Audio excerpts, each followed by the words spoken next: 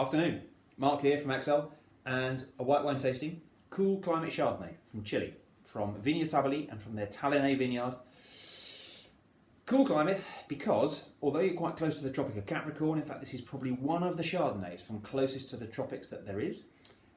It's only 12 kilometres from the Pacific Ocean, very cool ocean currents. The Humboldt current runs up that back part of Chile. And so this is really quite cool, mainly very cool breezes coming from the sea, a bit of fog, that whole California, San Francisco Bay effect as well. So everything here is really very cool. This is a wine that over the last 2 or 3 years has been very highly rated by the Jancis Robinson team, also quite highly rated by Decanter as well. This is the new 2020 vintage. Really wanted to see what it was like. And it is intriguing because there is a coolness about it, and I'm going to discuss a little bit what that coolness does to the wine. On the nose, it's recognisably a Chardonnay. It's recognisably got that oaty, bran sort of aroma to it. There's always this thing, this sort of slightly odd joke that goes around about Chardonnay, that there's a slight hint of wee, it's probably Chardonnay, and there is just that sort of slight oaty, texturally sort of smell to it. And it's recognisably a Chardonnay. And I stopped there for a second because one of the things that often said about this wine is it's like a Chablis. And you can see why it's like a Chablis, and we'll see that in a moment as we talk through it. But on the nose, it's definitely richer than that. Chablis has this very distinct aroma, very sharp. There's almost a sort of, I don't know how to describe it, a sort of nuttiness almost to the aroma of Chablis. This doesn't have that.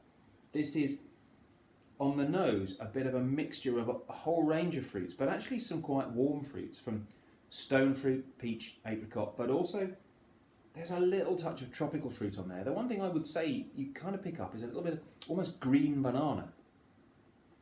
And there is something really quite warm about those smells. On the other hand, when you taste it, just for once, the palate does not confirm the nose. And that's one of those things you typically expect with most wines. What you can smell is what you'll taste in the glass. On the contrary, on the palate, this has a real zing, a real bite to it. This is, in the world of Chardonnay, some of the most refreshing, acidic, biting Chardonnay that I've run into. It's on a par with Chablis in that regard. And the flavours are much more citric, the acidity is really there. It spent, I think, 10 months in oak. It was fermented in oak. It spent time, a short period of time, aging in French oak as well. And that's added a texture to it. There was a rich, thicker, almost warmer texture to that wine. I'm not picking up any hint of vanilla. I don't think the oak that was used was new. I don't think that's a particularly heavy oak effect at all.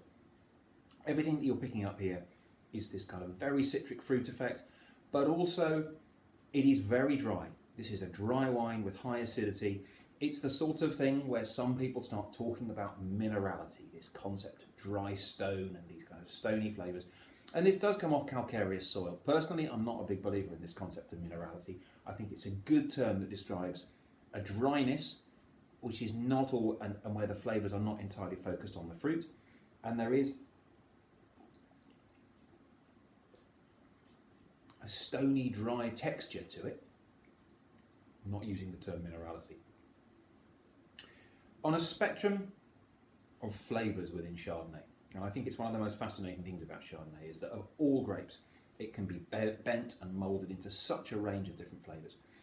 I sort of set up in my head a spectrum of sort of 10 points, if you like, and on 0 you might take the stoniest and the coolest climate of all Chardonnays. Something like one of the premier cru in Chablis that faces across to the north facing, something like Vayence or Montmartre. Some of those are very cool climate, high acidity, very citric fruit. And on the other end of the spectrum, you might take some of the really big Californians, something like Kistler, for example. Huge amounts of oak work, very ripe grapes, a real sort of density and thickness to it.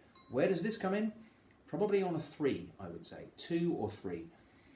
To liken it to Chablis, I'm not sure I quite go with that, and that's very much what Jancis' team have said. It's like a richer, warmer, riper Chablis. And I can see that in terms of the acidity and in terms of some of the zing and the bite with it. It's more recognisably a Chardonnay, my mistake, a Chardonnay than Chablis. Chablis sometimes almost doesn't feel like it's a Chardonnay grape.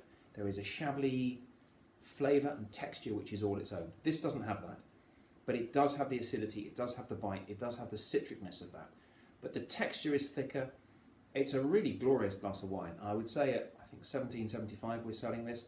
This is a much better glass of wine than its price. You know, it absolutely would not be shamed by a Chablis of certainly 2 or 3 times that price. And it's a beautiful glass of wine. For people that are not hugely into Chardonnay, prefer the zingier grapes, the Albariños, the Sauvignon Blancs, the Rieslings of this world, this will float your boat, maybe make you rethink Chardonnay a little. For Chablis fans, it's not so very far off. Probably for the bigger, richer Chardonnay fan, this may not be for you. Great glass of wine, definitely recommended.